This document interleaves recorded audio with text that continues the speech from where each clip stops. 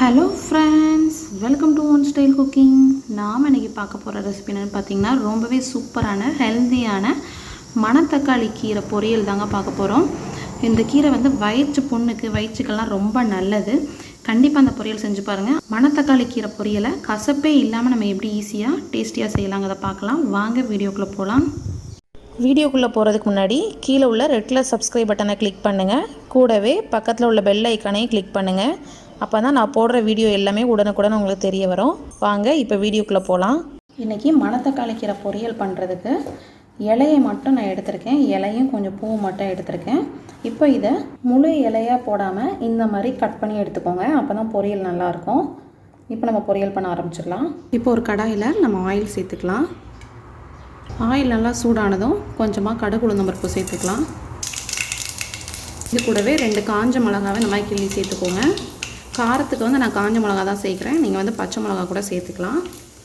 இப்போ இது கூடவே ஒரு பெரிய வெங்காயத்தை சின்னதாக கட் பண்ணி வச்சுருக்கேன், அதை சேர்த்துக்கலாம். நீங்கள் சின்ன வெங்காயம் இருந்தனாலும் சின்ன வெங்காயம் சேர்த்து செய்யுங்க, அதுவுமே ரொம்ப நல்லாயிருக்கும். வெங்காயம் வந்து கொஞ்சம் அதிகமாக சேர்த்துக்கோங்க. இது லைட்டாக வதங்கட்டும். இப்போ இது கூடவே கொஞ்சம் கருவேப்பிலை சேர்த்துக்கலாம். இதையும் சேர்த்து நல்லா வதக்கிக்கோங்க. மணத்தக்காளி கீரை வந்து நம்மளுக்கு வயிற்று புண்ணுக்கு எல்லாமே ரொம்ப நல்லதுங்க. இந்த குடல் பிரச்சனை, வயிற்று புண்ணு அதுவுமே ரொம்ப நல்லது. அதனால் எப்போ கிடைச்சாலும் நீங்கள் வந்து மாதத்தில் ஒரு டைமாவது இந்த கீரையை வந்து எடுத்துக்கோங்க. இப்போ வெங்காயம் லைட்டாக வதங்கினதுக்கப்புறம் நம்ம கட் பண்ணி வச்சுருக்கோம்ல அந்த கீரையை சேர்த்துக்கலாம். கீரை சேர்த்து நல்லா வதக்கிட்டு அதுக்கப்புறம் உப்பு சேர்த்துக்கோங்க.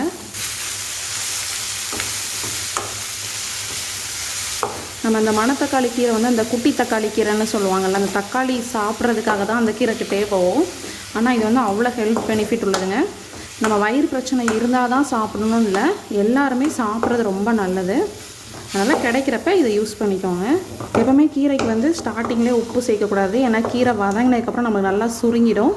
பாருங்கள் எப்படி இருந்துச்சு, இப்போ நல்லா சுருங்கிடுச்சு. இதுக்கப்புறம் தான் நம்ம வந்து உப்பு சேர்க்கணும். அப்போ தான் நம்மளுக்கு வந்து கரெக்டாக இருக்கும். இப்போ அந்த கீரை வதங்கட்டும். இந்த ஸ்டேஜில் நம்ம உப்பு சேர்த்துக்கலாம். இப்போ இது கூடவே இந்த கீரை வதங்கிறதுக்கு தேவையான அளவு நம்ம தண்ணியை சேர்த்துக்கலாம். நான் ஒரு 1/4 டம்ளர் போல் தண்ணி சேர்த்துக்கிறேன். தண்ணி ரொம்ப வேண்டாம். இந்த கீரை வந்து பார்த்திங்கன்னா முருங்கைக்கீரை மாதிரி ரொம்ப மெல்லிஸாக இருக்காது. முருங்கைக்கீரை பார்த்திங்கன்னா நம்ம ஒரு நாள் அந்த பறித்து நம்ம தனியாக வச்சினாலே உதிர்ந்துடும். இது வந்து கொஞ்சம் ஸ்ட்ராங்காக இருக்கும். அதனால் கொஞ்சமாக தண்ணி தொளிச்சு நம்ம இதை வந்து வேக விட்டுக்கலாம். இப்போ இது நல்லா வேகட்டும். அந்த தண்ணியெல்லாம் வற்றி நல்லா வேகட்டும். இப்போ பாருங்கள், நம்மளுக்கு தண்ணி எல்லாம் நல்லா வற்றிடுச்சு. பாருங்கள், கீரையும் நல்லா வெந்துருச்சு. இப்போ நம்ம தேங்காய் துருவல் சேர்த்துக்கலாம். இப்போ இதையும் சேர்த்து நல்லா மிக்ஸ் பண்ணிக்கோங்க. இந்த மாதிரி நம்ம பொரியல் செஞ்சு சாப்பிட்றப்ப நம்மளுக்கு வந்து அந்த கசப்பு டேஸ்ட் ரொம்ப வராது. நீங்கள் ஒவ்வொரு வாய் பொரியல் சாப்பிட்றப்ப அது கூடவே இந்த வெங்காயம் அப்புறம் அந்த தேங்காய் துருவலோடு சேர்த்து சாப்பிட்றதுனால பொரியல் வந்து ரொம்ப நல்லாயிருக்கும். இப்போ நம்மளோட பொரியல் சூப்பராக ரெடி ஆகிடுச்சு. அடுப்பு ஆஃப் பண்ணிடலாம். ரொம்பவே சூப்பரான டேஸ்டான நம்மளோட மணத்தக்காளி கீரை பொரியல் ரெடி ஆகிடுச்சு. கண்டிப்பாக நீங்களும் இந்த ரெசிபி ட்ரை பண்ணி பாருங்கள்.